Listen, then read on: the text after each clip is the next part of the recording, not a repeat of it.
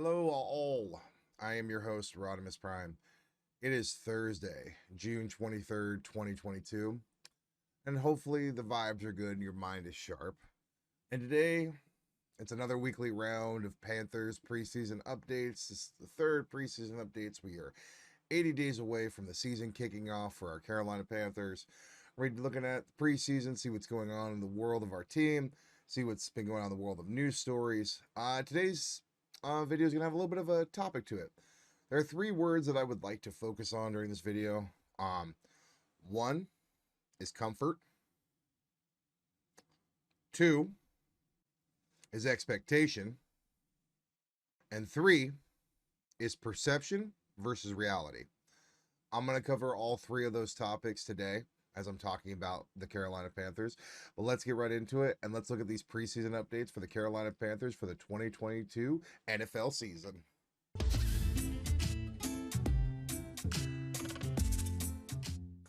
So we're going to get right into this, guys, with our 2022 preseason updates for this team. I talked about three words in the beginning of this, three concepts. The first one was comfort. I think with any NFL team, to have true success, there has to be a level of comfort. You look at the playoff teams over the last few years. You look at the Kansas City Chiefs. Patrick Mahomes was in one of the most comfortable environments he's been in. He had go-to receivers like Tyreek Hill, like Travis Kelce. And when you have those kind of guys on your team, it's very easy to feel comfortable in your role. I think with Carolina, they haven't really felt comfortable for quite a long time, probably since the MVP season that was Cam's, 2015 season. You got a head coach that came in a few years ago, and he's tried running a college system. The thing is, you can't run a college system in the NFL. It is a business. You can't just say to yourself, I want to recruit this guy. No. The reason that I wasn't high on Rule when we hired him is that I wanted a guy who had been in the NFL for a while, had been in a couple different places, had some coaching experience. Because not only do you have the experience that goes with a head coaching job, you also have the relationships built throughout the NFL. Part of the reason that a lot of these deals get done is because these guys are actually friends off the field.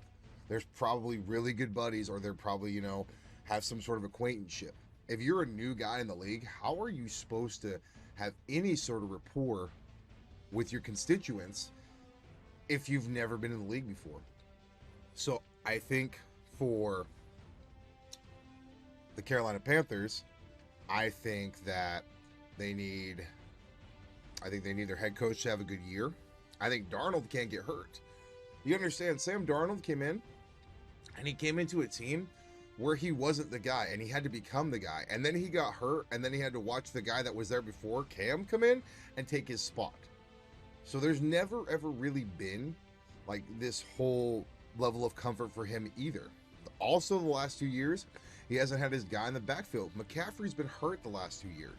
He's gotten injured, and he's been gone for a portion of the season. So you don't have one of your best offensive weapons. Same thing goes for DJ Moore. But if Darnold can have these pieces around him be healthy, then we could get to a level of comfort. That's what it needs to get to us. That's where it needs to get for us, Our team, if we get these pieces in place and we start having these role players, we're gonna have a good season. I read an article, trying to find it. I actually can't find it right now, which sucks. I can't find it. Basically, the article was about Corey Littleton and Shaq Thompson and how they used to be roommates back at when they were both playing in their college days for the Washington Huskies. And that's what I talk about when I talk about a level of comfort. Is there going to be are they going to be able to play together? Are they going to be able to do well together? And I really, really think that for Carolina, I think that they are going to be able to do better this year than they've done in past years because there is those levels of comfort that are there. But I have to kind of wait and see what they do. So with that being said, I hope the team stays healthy, because if they stay healthy, then we're going to play together as a unit, and they are going to play better. So that's what I talk about when I talk about comfort, is how long has the system been there? Are your players not injured? Do you have people around you who you know? I am a person who believes that if you've got a role player or someone next to you online who you're friends with, you're going to play better on game day. I have this feeling that down in Las Vegas, Derek Carr just got Devontae Adams, arguably one of the top 5 receivers in the league. And they used to play on Fresno State together. He is going to have an insane season. The two of them are going to have a great season. That's my feeling. And part of that is because they've had a rapport. They've known each other for so long. And that's that level of comfort that I talk about. So that's what I mean when I talk about comfort, guys. Next up is expectations. Every year I see these pundits and these analysts come in and they say a team needs to do this in order to win this. And they are talking about a team that was 5-11 the previous year. I heard from Skip Bayless this week on Skip and Shannon Undisputed that Matt Rule will lose his job, as it says right here, if he doesn't acquire Baker Mayfield. And this was from another player, James Jones, talking about Rule needing to acquire Baker Mayfield. And it goes back to what I said last week in my preseason update last week. Why are we constantly trying to get these cast-offs from other teams that people think are going to make us better? I don't understand. I've already gone in on Baker. I don't need to do that anymore. I think it's an absolutely ridiculous statement. I think Rule has been there for 4 years, and I don't think one player dictates how his job is. I really don't. I think that if he does not win double-digit games this year, he's going to be fired. I think if he doesn't make the playoffs this year, he's going to be fired. He has had 4 seasons to institute his offense, his design, his thinking in terms of getting a player, and it has not worked. So no one player can save your job. And as I said, I watched Skip and Shannon Undisputed, and Shannon presented a point. If Baker Mayfield could not protect his own job, how do you expect him to come into another team and save somebody else's job if he can't do that himself? That is an extremely good point. And I, as I've said, don't think Baker's the guy. And that's why I think we have to temper expectations. I don't think we're going to get Baker Mayfield, first of all, now. As the week has gone on, we have seen the Deshaun Watson situation play out. And there's a very high likelihood that they just paid $230 million to a guy who's going to sit out the entire season. And then they have to go back to the guy who they made mad, Baker, and basically now kiss his feet. Say, please, please, please play for us. And Baker's probably going to tell them to, nah. He's going to say some very not nice things if I was him. And he may just sit on the sidelines and they may get stuck with their third string this year. And unfortunately, I think that's how that's going to play out. So we as Carolina have to look to what we already have and really bank upon that and build upon that. I think we have to build foundations before we can start putting pillars upon them. And I think part of that comes with building upon the team that you already have before trying to go get these other pieces that can help build up to make you a superstar team. So I think with Carolina, I think they need to do that first before they start focusing on getting a quarterback from another organization who was let go because of his poor play. And finally, guys, this is kind of a takeaway. And like I said, this is what I'm talking about, perception versus reality. I saw this article. Why the Carolina Panthers remain the best fit for Jimmy G. This is what I talk about when it's perception versus reality. The fact that this person would even bring up Jimmy Garoppolo is laughable. The guy is a top, I'd say he's probably ranked 31st, 32nd quarterback in the league as a starter. Only having a guy or two behind him. Jimmy G, for what it's worth, guy seems like a nice guy. Guy seems like he's probably really cool to hang out with. Football ability is one thing I really question. So let's go through the saga of Jimmy G real quick. His first thing in the league is he's talking. The first story I'm reading is he's out here worrying about something else that ain't football. So there's that. Close that out. Then we go ahead and we look at his career stats. Let's see, where are they? Okay, where I'm going to find here. These are his career stats. Okay, in total. All right.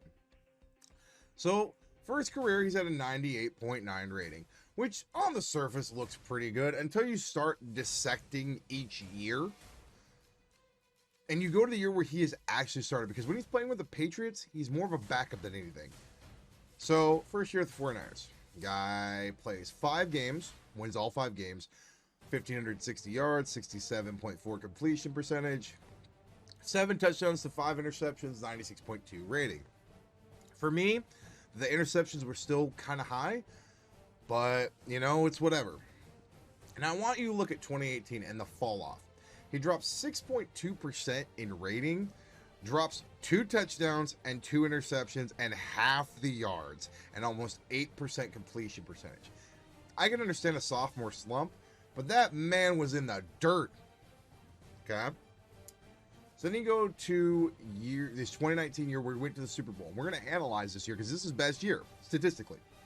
69.1 percentage completion, almost 4,000 yards, 27 touchdowns, 13 interceptions, 102 quarterback rating. That is a decent season for a quarterback. That is a top 10 performance for most quarterbacks in the NFL. I don't have a problem with that. You go to 2020, and I think he got injured this season, I think.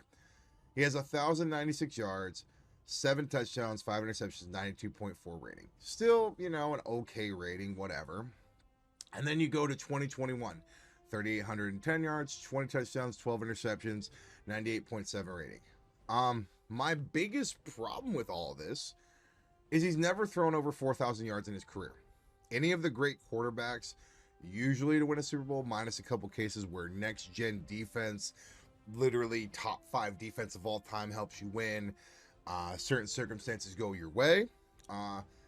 He's never thrown 4,000 yards. So for me, I kind of worry about that. He's never hit 30 touchdowns in a season. That is kind of a milestone for most pretty good quarterbacks, is about 4,000 yards, 30 touchdowns. It's, if you go look at some of the best performances in history, we're in the 50s and the 49 range for touchdown passes. And most guys are hitting 30 to 25 touchdowns every year. So that's a little bit concerning. All right. So then let's go ahead and do perception versus reality. Perception is Jimmy G is a quarterback that can come and help the Panthers. Reality, we are going to go to his Super Bowl year. We're going to look at this now. Okay. These are his postseason stats for his Super Bowl run. All right. So he played 3 games to get to the Super Bowl. So first of all, he was like the #1 seed in the NFC. He had to play 3 games, or he had to play 2 games to get to a Super Bowl. Okay. He went 63.8%, 427 yards, 2 touchdowns, 3 interceptions. His long throw was 30 yards, and he got sacked 4 times. His QBR was 45.8. Now let's analyze these games that he played. Okay, the game he played against the the Minnesota Vikings, he had 2 touchdowns, like 220 yards, and like a completion percentage of 69%. Right, not bad, you know, for a playoff quarterback. But I need to see a little bit more to get over that initial, you know, whatever. And then you go to the game against the Packers, which was the NFC Championship. He went 6 of 8 for 77 yards. He threw 8 passes that game. And do you know why? Because Raheem Mostert came in and dropped 220 yards on 29 carries and 4 touchdowns. Jimmy G didn't have to do a dang thing. If you look at them, they're up 27-0. And they still allowed 20 points. And they ended up winning that game 37-20. Now we go to the game that matters, and this is the one I'm talking about. Right there in black and white. Or red and gold, I guess. Jimmy G played the Kansas City Chiefs. He went 20 of 31 for a 64.5% rating. Dropped 219 yards. Had 1 touchdown, 2 interceptions, was sacked One time. For a quarterback rating of 69.2. That is not bad, but it's definitely not great. All I've seen from Jimmy G is the fact that when it comes down to it and he needs to play like a top 10 quarterback, he plays so underwhelming. And I have enough proof and enough stats here over time to see that. I have seen enough from Jimmy Garoppolo to know that he's not going to win a Super Bowl. He had one of the best defenses in the league that year, and he could not muster 300 yards in the biggest game of his career. Unfortunately, with that being said, I don't think Jimmy G's the guy. And that's what I talk about when I talk about perception versus reality. People say perception is reality, but not when it comes to playing on that field. And unfortunately, I don't think Jimmy G's the guy. I think we need to stop looking for the guy on the outside, focus on what we have, and try to get to 10 wins.